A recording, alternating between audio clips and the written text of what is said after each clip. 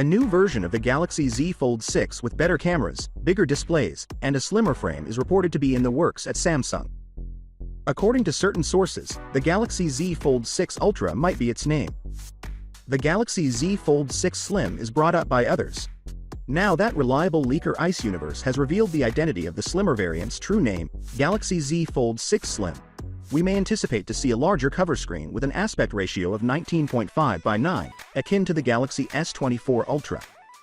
The Z Fold 6 Slim will also include a titanium frame, which is a first for the Galaxy Z series. The cover screen and inner screen are said to be bigger than those on the standard Z Fold 6 at 6.5 and 8 inches, respectively. The Z Fold 6 Slim is projected to be more expensive because to its improved specs, but it is predicted to be lighter and thinner than the normal Z Fold 6, in line with folding phones from Chinese manufacturers.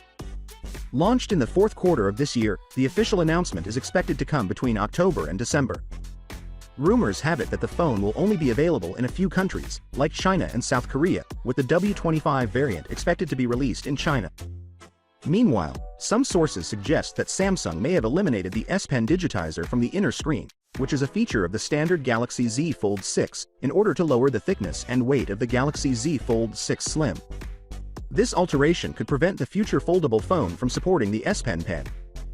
Though specifics on enhanced cameras are presently few, rumors abound. The cost of the phone is one urgent issue that still has to be answered. According to recent sources, Samsung has chosen to drop the premise that the Galaxy Z Fold Fan Edition, which retails for $1,899, is a more affordable option than the Galaxy Z Fold 6. Though it could have to give up some features, the slim version should be more reasonably priced than the flagship model. Not only does the Z Fold 6 Slim support the S Pen, but there are differing views on when it will be released. Its absence from Galaxy Unpacked makes a 2024 release seem a little strange.